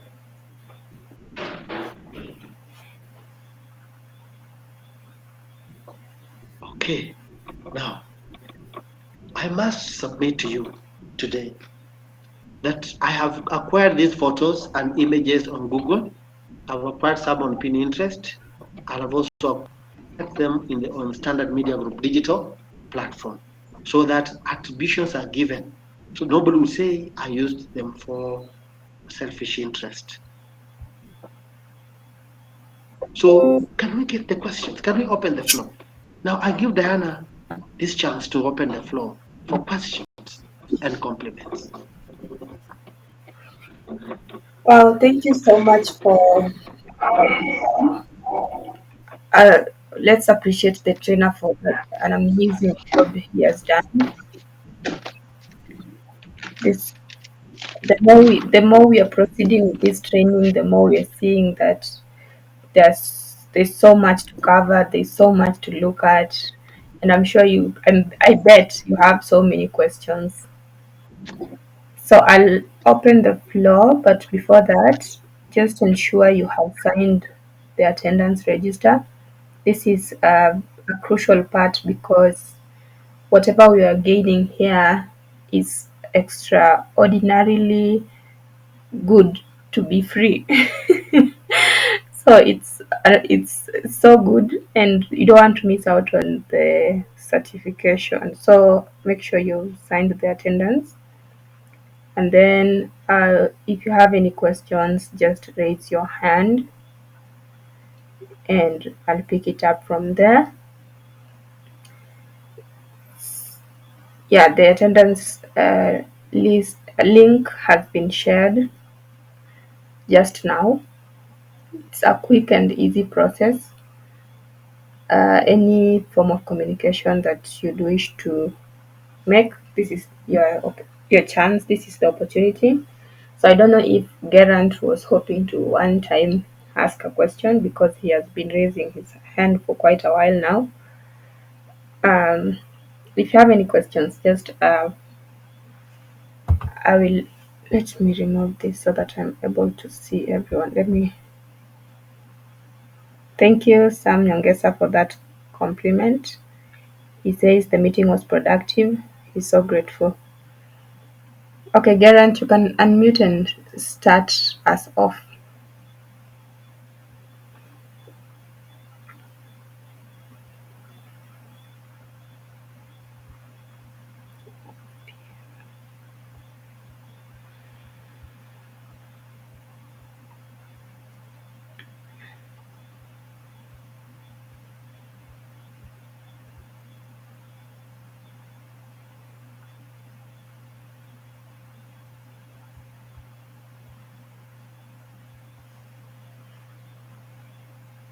So I bet Gerant is not able to unmute.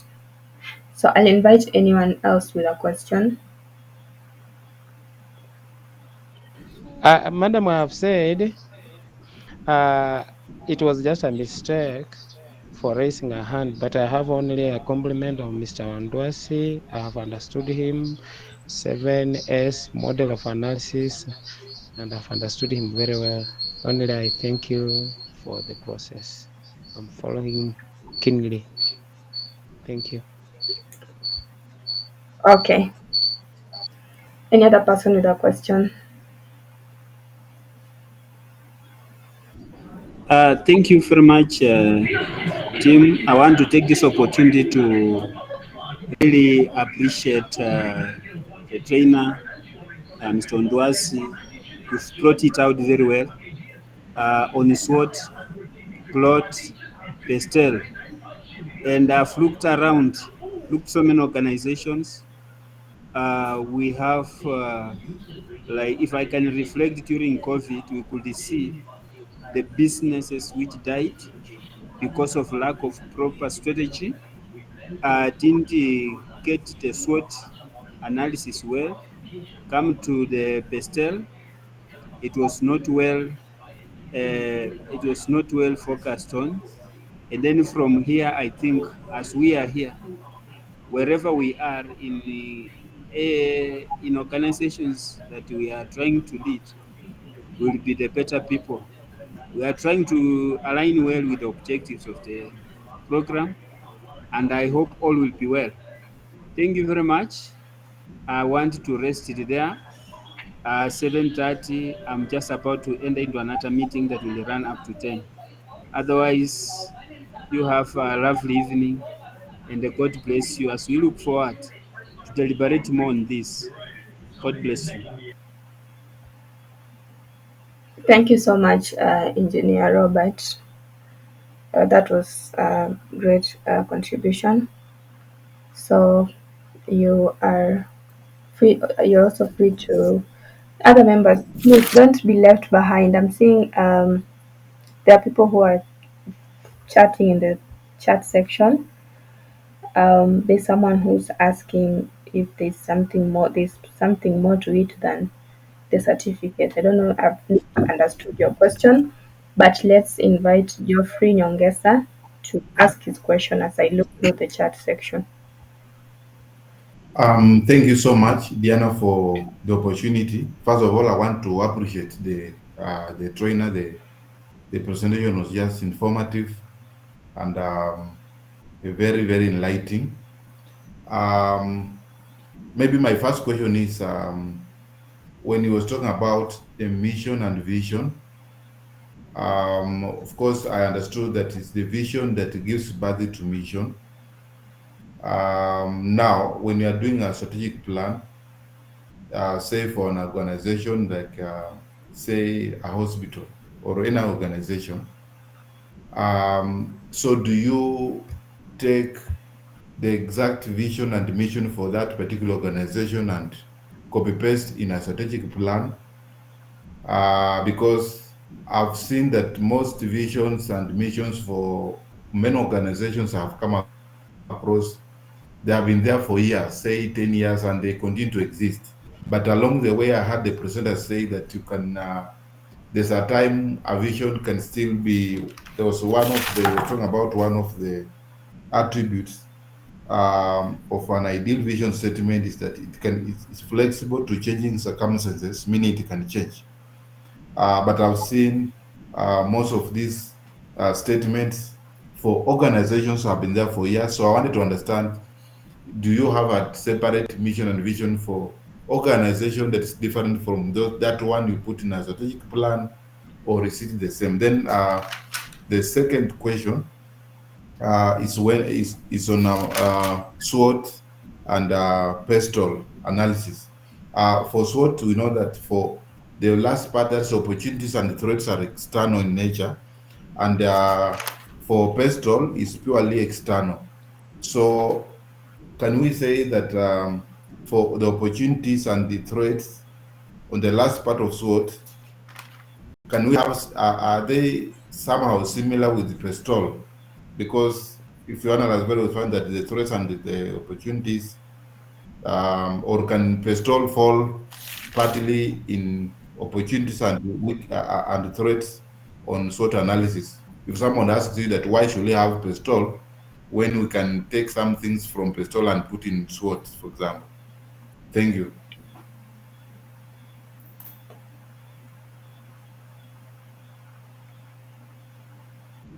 Diana, do you allow me to answer that question? Yes, sure. Okay.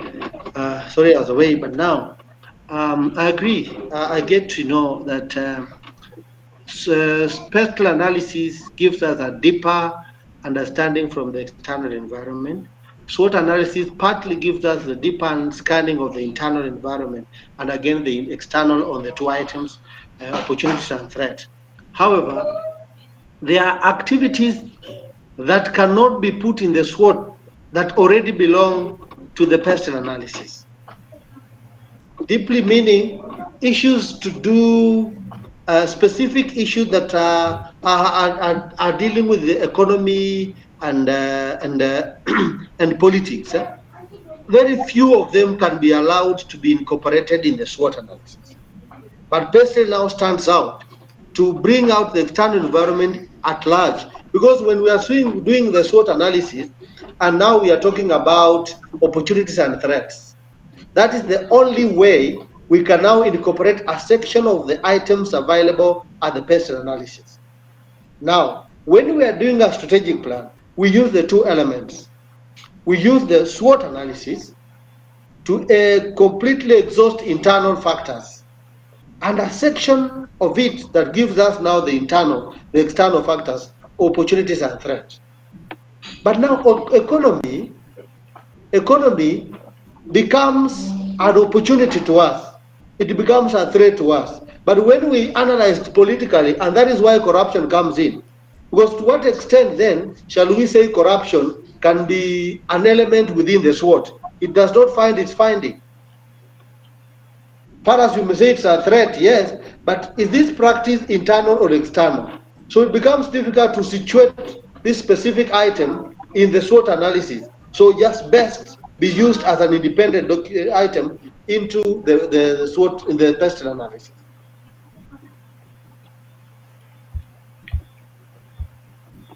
I hope you have been.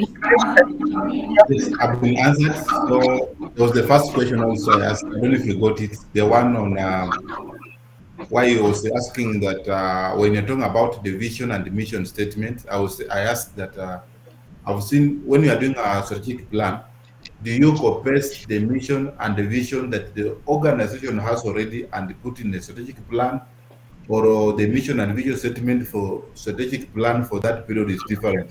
The reason I was asking because I've seen you say that one of the characteristics or one of the attributes of a good vision statement is that it should be flexible. But I haven't seen vision statements for organizations change over time. I've seen them just, they were drafted, they were adopted, and they have been there for years. Thank you once again. With my practice, I have led about 4 organizations to modify their mission and vision statement as a fact. Now, organizations that do not necessarily adjust or the vision statement and the mission statement are probably one, they fear how the stakeholders will deal with it. They are not incorporating stakeholders ideally in the entire process, because I said about address when you are buying for your child or a baby cot, you may think after like 10 or 20 years the girl will still be sleeping in the cot, but after some time the girl is grown, he can't fit there. So you start looking at, one, what are the factors in the market today? Anticipate the factors that we never foresaw that are now happening. Can we now incorporate aspects of diversification? And if we do diversification and do something far away from the mission, are we sticking to the promise we have given to the client? And that is why the 7S aspect or the McKenzie's approach now comes in to look at keenly, can the structure be modified? And the vision belongs to that particular structure.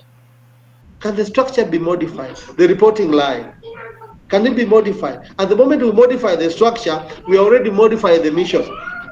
And so you may see the mission statement of organization and think it has never been modified, but in truth, if you analyze keenly, you realize there are some words that have been changed, some omissions have been done. A good example of the one I just did recently, and with permission from them, is Nakuru High School.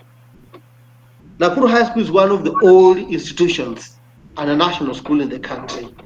and they have been having a mission statement that was brought on board ideally by the whites.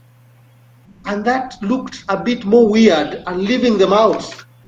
So when I met the stakeholders and we were talking about it, nobody would even bother remembering the mission, and therefore no one walks toward that mission. And so what did we do? We came up with our own mission. That now our own vision and mission statement that now agrees with the stakeholders, and they are saying yes. Now that one we connect. Now that one we can connect clearly with this kind of thing. And so we have today, if you go to Naguru High School, they have a totally different mission and vision statement. So it is possible. Organizations just fear the aspect of how will it look like, not looking at how will it look like if it maintains the status quo. So it is possible, it is true, organizations keep on modifying. It could be just a modification of one word, maybe it's too wordy, or it's not having the characteristics as mentioned. And even if you're running your own company today and you put your vision and mission statement to a scale and see if it's meeting those things. Do the stakeholders connect with it? You change, you modify it. There are very specific words that you cannot remove completely, but you are modifying how it should look like. So that is possible. Remember, Equity Bank. One of their philosophy was to be a caring. I think it was to be a caring financial partner. Then they realized no, our approach is not just financial, it's about also economic, it's all about social. So they said we are caring partner. Now they remove the issue of financial. Because when we talk about financial, you are limiting it. So initially they were using financial partner, now they are no longer using the word financial partner, a reliable partner as a slogan. So these things keep on changing as you start looking at the climate, the business climate, environmental issues, the market dynamics. Then you can change and modify it to just fit the interests of the organization. Very few people can notice the difference if probably they were not keen in the first place. Right. I think that is well answered. I will read a question from the chat from Eric Shimoli. Yes. He's asking, without jumping the gun, is there a time frame within which a vision, mission, and value should be reviewed, or we just respond to the environment as and when? What is the best practice? So that one ties to what you just answered. Mm-hmm. So he's asking, the vision, mission, and values, should they be reviewed? I think that is a bit the same what you've said, right? It's a bit the same, but let me, I think, clarify to him. It is not in order for you to have a vision today, and then tomorrow you maybe after 1 week you look at it's not fit. When it happens that way, then it also shows the level of instability in terms of how the strategic thinking was done, aspect of analysis. We must give it some years. And that is why strategic plans are reviewed based on particular calendar. Could it be annually? Is it after 4 years, 5 years, or 10 years?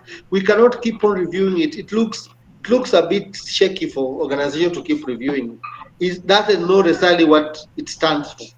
But after some time, events have taken shape, activities have taken place, and then you look at, can we revisit our vision and mission statement? Not all at the time. The only thing that we can modify is our objectives, because organizations set vision, mission, and values, and then they also set strategic objectives alongside. So you can keep on reviewing objectives to just agree with how the vision is. But after some time, now you bring stakeholders on board again. There's a reason. There's a reason about this. Is this really making sense? And we have organizations that have mission statements that in itself, it has grammatical errors. So even before you look at the purpose, you're already scared off by the statements used by wrong languaging. And so reviewing, that is why collaboration, I said, one of the things when you are writing it, collaboration is important. It's easier for you to get people from different diverse backgrounds to be able to panel it, model it, and bring it to look like something necessary important. In our process, when we do strategic plan for organizations, And I'm happy that I'm in recruiting people into this field. It's a very lucrative field, a very interesting field where organizations will pay you to think for them.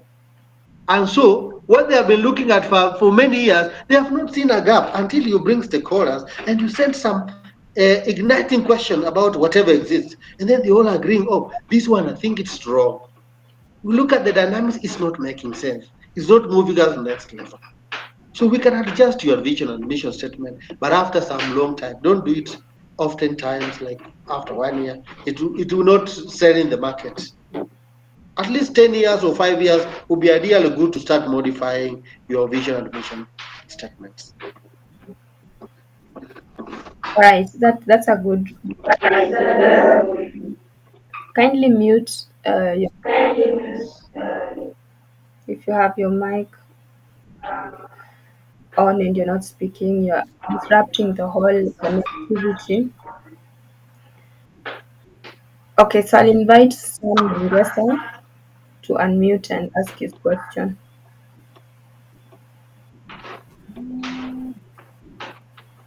Sam Nyongesa, are you in?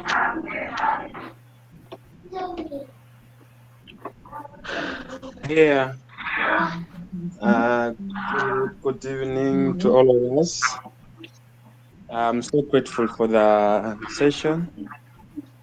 That was so elaborate and so expressive.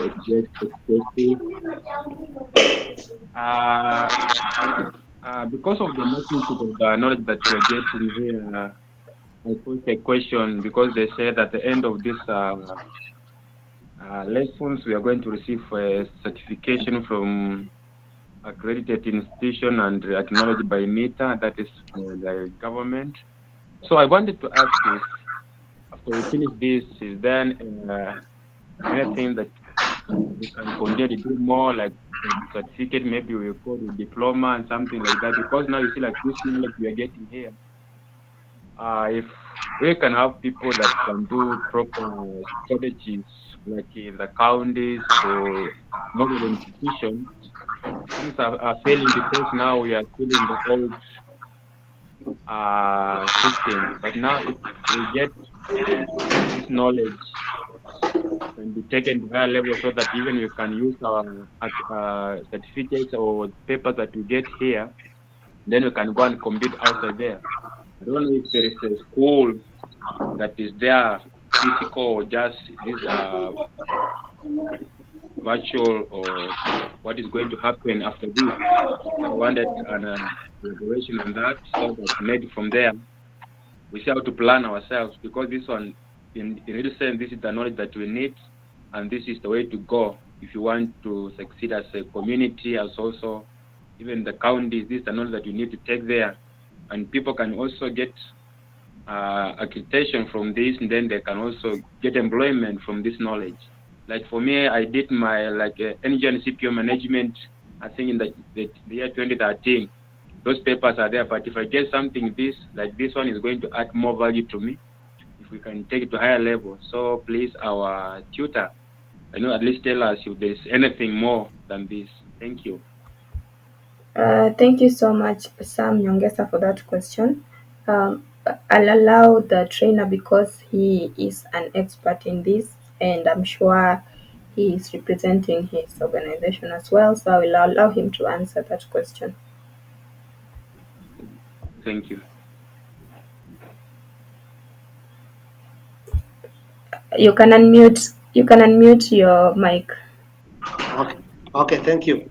My desire and the desire of this training, ladies and gentlemen, is to have a league of strategic planners who we can go to the field and transform the organizations that we work for, and even in the market and across board. Now, what is happening in the current market today? We have a certification authority that is globally recognized, is called Corporate Institute of Research and Strategic Management. This corporate body is launching their program. I am a member, and I thank God because I am the country representative. So I will be of the interest that we move these people to the understanding of how do they then get to be certified so that they have credentials to also be able to carry out this practice effectively.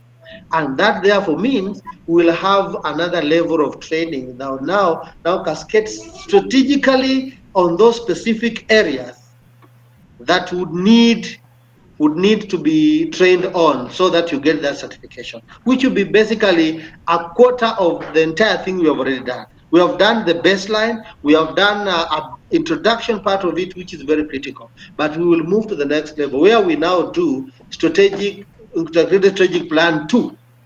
The 2 will only cover 2 sessions or 2 weeks. The 2 weeks will now wrap up the entire thing now to prepare you to be certified as a strategic planner. And therefore, again, in that practice, we would want that we have a mentoring program already in place. We are developing a mentorship program for those that we are training so that they are able to learn more, understand more, and practice more, so that the whole team is covered and captured and well organized in doing this program. And so we are not going to leave you people behind. We want to work with you, mentor you through the program so that you are able to still scale high in your practice of strategic planning. Thank Thank you, sir. you so much for that answer. I think that answers it because I know there was a lot of question on that because people are saying that this is a potential area to explore. So without wasting time, I think we have spent a lot of time. I'll allow Jessel to ask the last question and then we can close the session.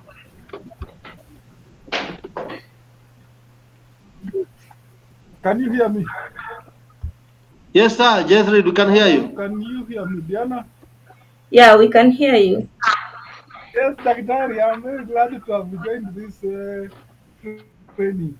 We have been together before. Yes, yes. Yes, sir. I'm very glad to have participated in this program. Daktari is sharing a lot that maybe many organizations should be aware of how we go about issues that are affecting companies. I have Daktari. I have a question. Number one, about the last model, the 7S model, of strategy, conflict resolution. Now, you will find that in most organizations, you may find an organization is having two split functions that maybe opposing maybe the general manager. They are not happy with the promotion. They are not happy with issues. How the general manager is handling the issues. How do we handle the two split functions? Then the second question: how best can we handle micromanagement? At times you may find that you are a supervisor, but somebody at a higher rank has his or her person that is put there to micromanage you, that is reporting direct to a higher authority without using the proper channel. How do you handle micromanagement? Then, as usual, we know there are steps that are supposed to be followed to pass the information to the higher rank. So then I've been having a problem of network. So I wanted to maybe to ask if you have answered this, then it's okay. But I wanted to ask you this. At times you may find that in the process of in the process of activities, you may come up with more activities, maybe apart from the core business of the company. So how does that one inform the movement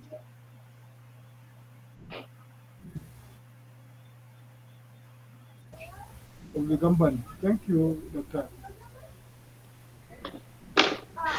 Back to you, Diana. Okay, so I hope your questions have been clear. You had 3 questions. We were. Yes, I have these questions. I don't know whether Daktari. He has. He. I guess. Daktari, are you okay with the questions? He, Yes, sir. okay. Okay. Thank you, Jethriel. You have mentioned one aspect of the 7S model, which talks about structure, system, shared values, and what have you. And then you brought aspect of what we call division within the organization. And I think that points directly on the structure, the reporting line. If we have, of course, office politics exist, organizations have politics, they exist quite a lot.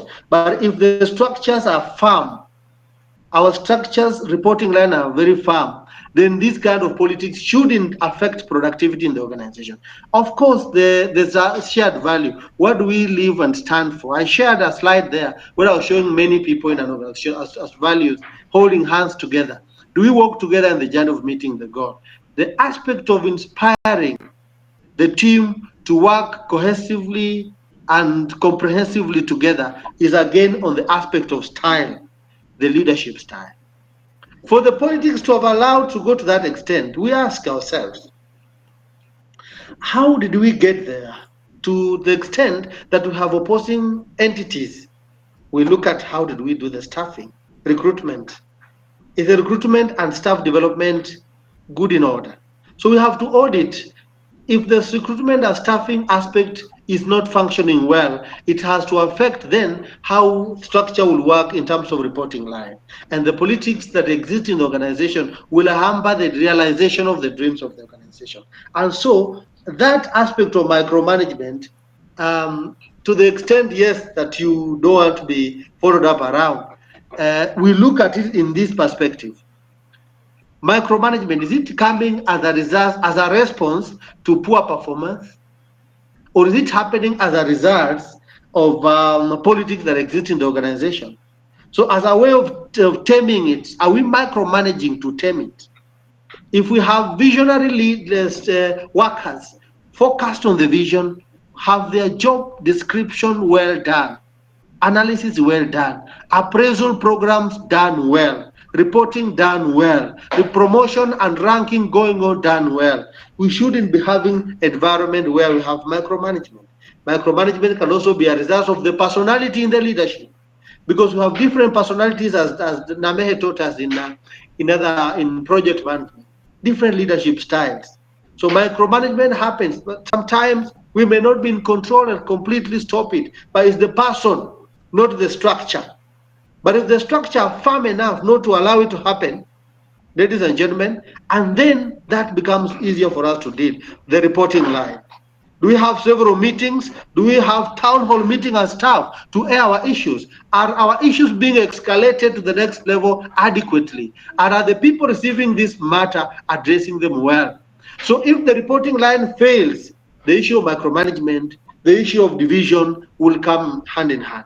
But if organization is firm on decision making, is firm on the reporting and escalation of the matters as raised from the team, then we'll have solutions done so well. So again, structure, communication, decision making process, style. How do we lead people? How do we define our leadership style? How do we define how we're going to do things? Our system is reliable, that when you have a case will be handled in 2-3 ways. Conflict management. Do we have disciplinary process in place that handles entirely all these processes? If the disciplinary committee in an organization does not exist, or the HR function is not functioning in that case, then again we set up ourselves for troubles of getting politics and micromanagement. But that is again style, structure, systems, and staffing. I hope you've been answered. Yes, thank you very much. So the last question we're going to look at is, can competition be classified as both weakness and to threat? In that case, is it an internal or external factor in an organization? Is it an internal and external factor? So someone is asking, can competition be classified as both weakness and to threat? In that case, is it an internal and external factor in an organization? Thank you. Competition is talking about the external environment, but there's a way competition can be internal, in that when this competition is on the people or the products organizations that are doing the similar products, organizations that we are in the same industry, it becomes internal. Now, external becomes a weakness. Again, competition can become a weakness if, one, the competition is not fair, unfavorable competition. When we smuggle products or we get substandard products in the market and we sell in the industry, that becomes a weakness to the organization. That becomes a threat, not a weakness, because the organization has so little to do with that. But if the competition is in terms of outshining what they are doing against us, it means our internal product development programs are not doing well to be able to compete the external environment. Also, that becomes a weakness as well. So it becomes a threat and a weakness at the same time. And let me repeat this for understanding. It becomes a weakness if the competition is edging us out of business because we are not innovative, we are not taking advantage of the opportunities.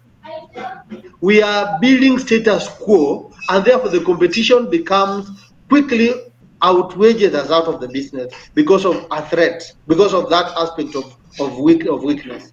It becomes an external factor again as a threat if that competition is unfavorable.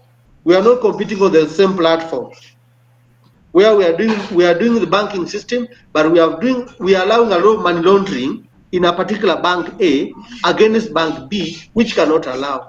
A case of the banks that have collapsed in the country where people withdrew money very fast and the companies went down. And there are those companies that have had issues, scandals in the bank, but these companies have not been publicized per se, either by media or the regulatory authorities. So if that kind of environment did not give the competitor an edge over us, it becomes a threat. And so it is both a threat and a weakness, depending on how we handle as an organization. All right. The last question. Thank you so much for the time. We are almost approaching 8 p.m. So I will invite you to give us your closing remark finally so that we can close the session. Thank you so much, members, for making time for this presentation, for this training.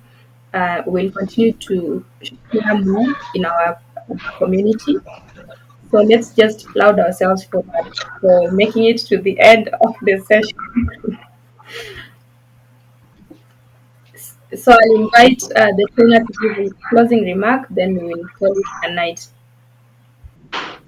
Oh, thank you, Diana. I must first appreciate the team.